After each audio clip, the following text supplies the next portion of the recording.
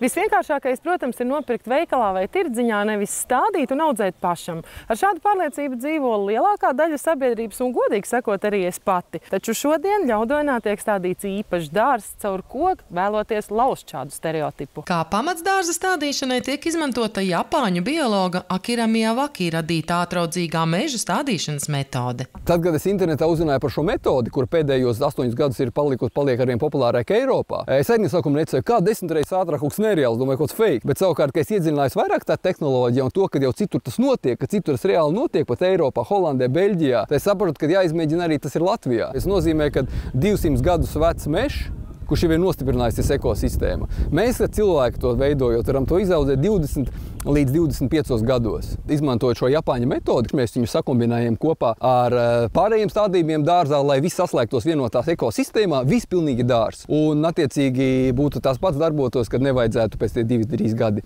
nelaistīt, neravēt, nemēslot. Viens no dārza stādīšanas nosacījumiem ir liela bioloģiskā daudzveidība, kā arī stādīšanas blīvums no 3 līdz 5 stādiem uz kvadrātmetru. Blīvums 3 uz 1 ir vajadzīgs tāpēc, lai viņiem būtu šī konkurence pēc gaismas. Jo tad, kad viss apkārt zaļš ir, vienīgā gaisma nāk no augšpuses, ka viss ir apakšā aizaudzis. Un katrs tāds gribēs tiekties ātrāk uz augšu, un šī tieksme pēc saules, pēc gaismas veicina šo milzīgu ātro pieaugumu.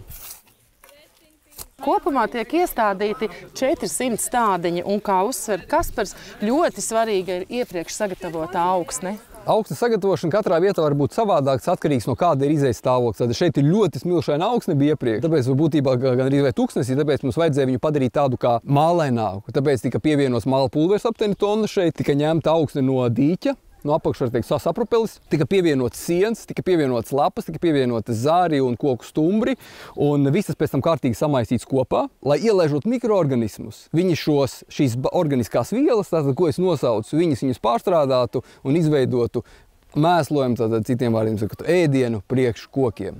Iesākumā ar teoriju, tad jau gluži praktiski stādīšanas darbos Kaspars iesaistījis arī Ļaudonas skolas skolēnus. Es daudz domāju par nākotni, un ja mēs iemācam jaunajai paaudzei, kad var dzīvot savādāk nekā vecāki, kā ir pieraduši bērni, kad vecāki liek daudz strādā, paši strādā, un tāpēc brauc prom no laukiem, negrib savus dārzus, tad šeit grib parādīt to, kad iemācīt viņus, kā veidot dārzus pašpietiekumus ar vieglumu, lai mūsu vispār dārzu nākotni veidot savādāku. Atgrieztos laukos, cilvēki dzīvot nākotnes cilvēki, tad šobrīd, kad ir skolēni bērni, un lai veido pilnīgi savādāk dārzu sistēmu. Ideja ļoti interesanta īstenībā. Es arī ļoti ceru, ka tas tā arī strādā, jo tādā gadījumā, iespējams, arī Latvijā beidzot būs lielākā raža, vairāk naudas, un tas būtu ļoti izdevīgi. Man patīk tā doma. Ļoti.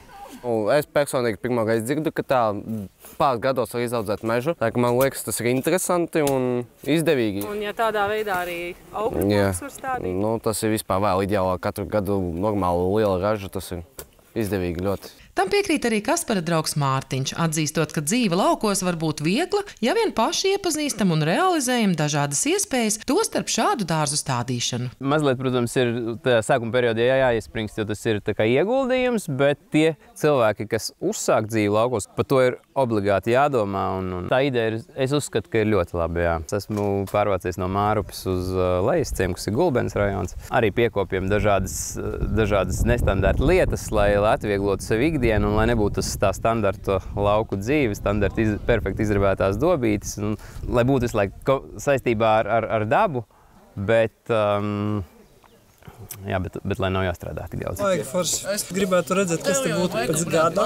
Es ceru, ka saka, jauns vienmēr biedē, bet īstenībā ar mēģināt, un ka mēs pamēģinām, tad iespējams, ka tas būs augsts un būs labi. Priekš Latvijas šis ir unikāls projekts, tāpēc, jo īstenībā internetā nav pieejama informācija, kad tas būtu kaut ko realizēts. Tātad mežs pēc Miyawaki metodas Latvijā. Tuvākais, cik ir atrodams, ir Viļņā pirms daži gadi. Arī pat sev pierādīt citiem, ka laukos var dzīvot ļoti labklājīgi, bet viens no tiem iemesliem galvenajiem, kāpēc, lai dzīvot labklājīgi, ir pašpietiekamība.